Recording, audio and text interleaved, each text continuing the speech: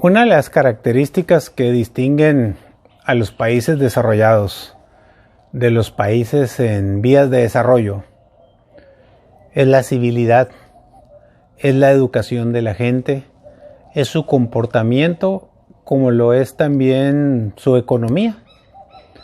Tiene mucho que ver cómo reaccionan las gentes a la hora de cumplir con sus responsabilidades, básicamente con sus trabajos.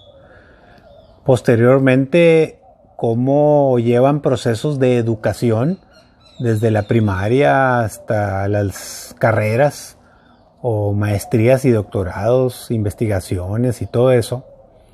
Como también tiene mucho que ver sus sistemas de salud, es decir, cómo sus gobiernos se ocupan y se preocupan porque la calidad de vida no solo sea la parte de educación y la parte de infraestructura de las ciudades para que todos puedan gozar o disfrutar de un bienestar generalizado. En los países desarrollados vemos de manera muy natural, será por los recursos con los que cuentan o por la tecnología que desarrollan, como su transporte público es excepcional.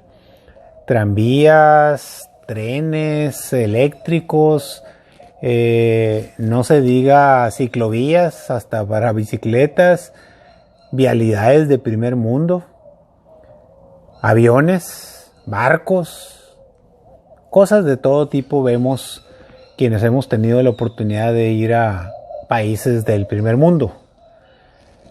Pero tiene mucho que ver también con la actitud, insisto, de la gente, de cómo se entrega en sus trabajos para cumplir con su responsabilidad personal.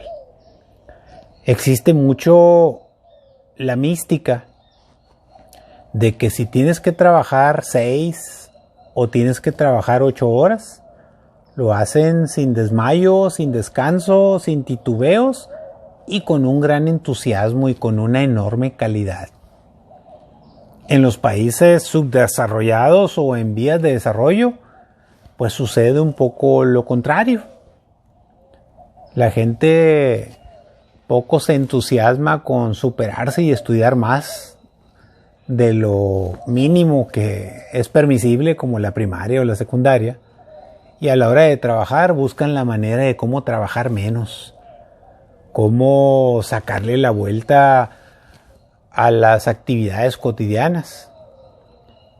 Entonces, esto se traduce pues en baja de productividad, sea un changarrito, sea una fábrica, sea un centro comercial o lo que sea.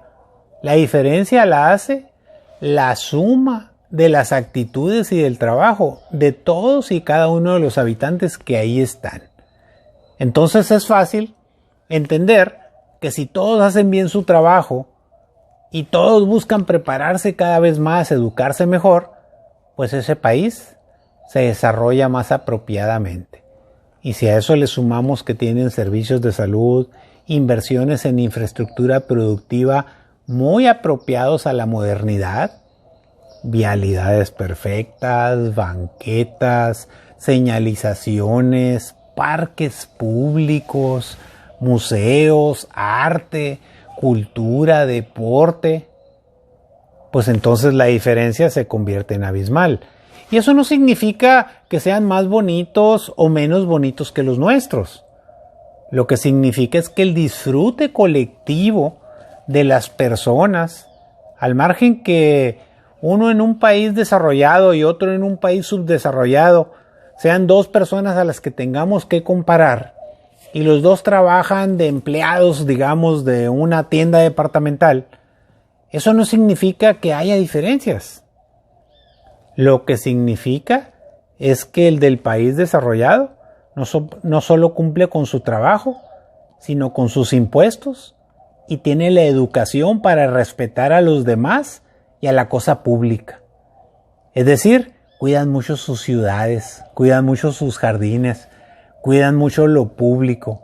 Y en un país subdesarrollado o en vías de desarrollo, pues sucede lastimosamente lo contrario. Esta persona o estas personas buscan cómo destruir el jardín que les construyó el gobierno, buscan cómo dañar los columpios o las instalaciones para los niños, quiebran los vidrios o rayan las paredes de toda la ciudad, destrozan el transporte público simple y sencillamente porque les parece muy simpático, tiran basura por todos lados porque no hay quien les ponga el alto o nadie les pone una multa, un ticket o un trabajo comunitario por violar una ley. En los países desarrollados, en cambio, no en todos, pero en la gran mayoría, existe ante una acción negativa una sanción, una consecuencia. En los países no desarrollados o subdesarrollados hay un libertinaje, mientras que en unos se ejerce la libertad, en otros se ejerce el libertinaje. Es decir, la distorsión del cumplimiento de la responsabilidad y de las leyes. Y es donde surgen los factores como la corrupción o la impunidad o el no pasa nada, todo lo arreglo por la vía chueca. El caso más concreto los tenemos los que vivimos en fronteras con otros países.